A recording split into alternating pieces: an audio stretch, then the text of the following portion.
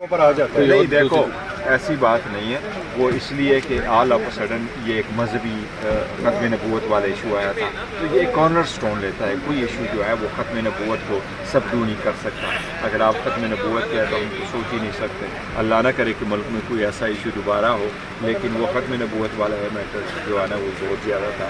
اور یہ بھی تاکہ جو سپریم کورٹ یہ میٹر کو ختم کرے اور یہ فیصلہ ہو, اور ایسا نہ ہو کہ دوبارہ کوئی ایسے فیصلہ ہو جائے جس میں پھر کچھ ایسے نکات آ جائے جس پہ علماء صاحبان کا اتفاق نہ ہو.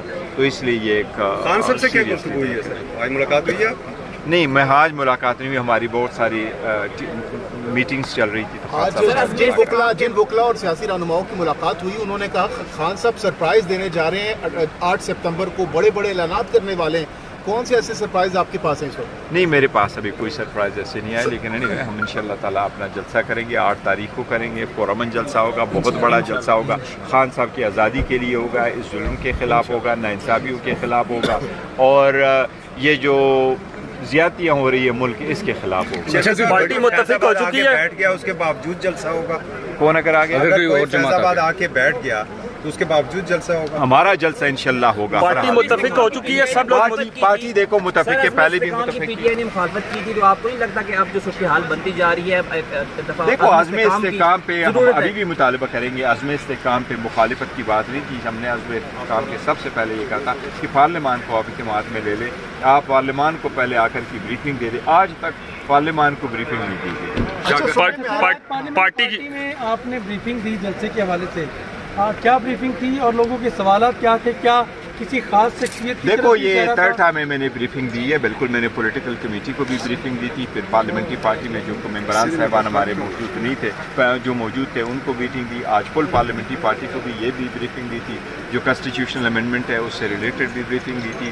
لا کا طریقہ کار ہے اس کے بارے میں بھی بریفنگ دی تھی, اور ان کے جو کوشچنس تھے وہ ہم نے آنسر کیے. ایز فار ایز جلسہ از کنسرن اس کے بارے میں کوئی دو رائے نہیں ہے کہ یہ جلسہ جو کینسل ہوا ہے اس پہ کوئی کسی کا اختلاف نہیں. اور نیکسٹ جو ہے یہ بھی اتفاق ہے کہ انشاءاللہ تعالیٰ اطلاع دے کر کینسل کریں گے سر, اطلاع دے کر کینسل کریں گے. نہیں کینسل نہیں کریں گے. 7 بجے آپ کا جو پٹیالہ میں جانا تھا اس پہ کویسچن اٹھائے گئے, پارٹی ہی کی ایک اسٹیٹمنٹ کی آئی, ویڈیو لیک ہوئی, تو اس پہ وہ بھی میں نے ایکسپلین کیا. بالکل ایکسپلین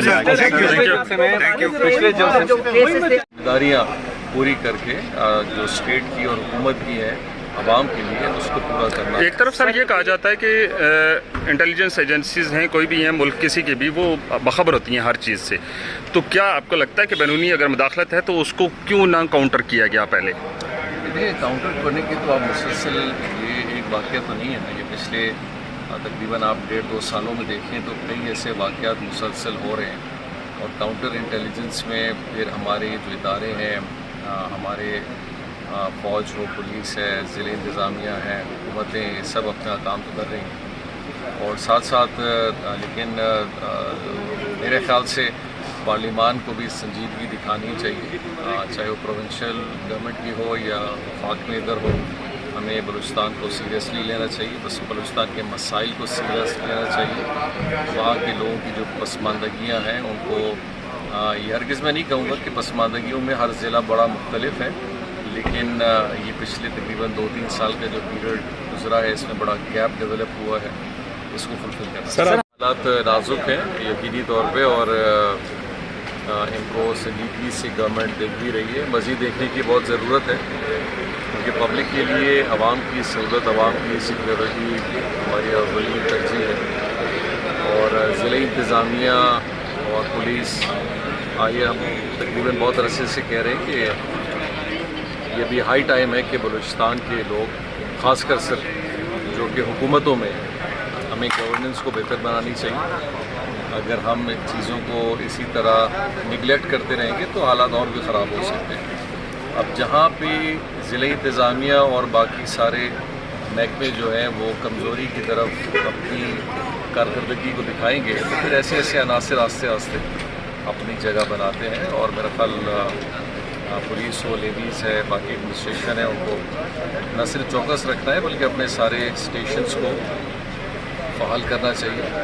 اور ایسے جتنے بھی عناصر ہیں ان کے ساتھ ایک طریقے سے آپ نپٹیں گے, اور وہ طریقے کا میرا خیال بنانا چاہیے. سر صرف ناراض لوگ ہیں یا اس پہ بیرونی ہاتھ ملوث ہیں؟ دیکھیے بلوچستان میں تو بیرونی ہاتھ ہمیشہ سے ہے، یہ آج کوئی نئی بات تو نہیں ہے. پھر بہت سارے ایسے لوگ بھی ہیں جو نئے ان کے ہاتھ آ جاتے ہیں، بہت سارے ایسے ہیں جو ہماری کمزوریوں کی وجہ سے بھی دوسروں کے ہاتھ میں چلے جاتے ہیں. تو ہر طرف سے دیکھیے جہاں پہ وہ فیکٹر جہاں پہ بیرونی ہاتھ ہے، جہاں پہ فنڈنگ ہے، انہوں نے تو نہ ہماری کسی پالیسی کو ٹھیک کرنا ہے، نہ سننا ہے، نہ اس پہ عمل کرنا ہے. ہاں ہمیں ابھی ان لوگوں کی طرف اپنی توجہ کرنی ہے جن کو ہم نے ایک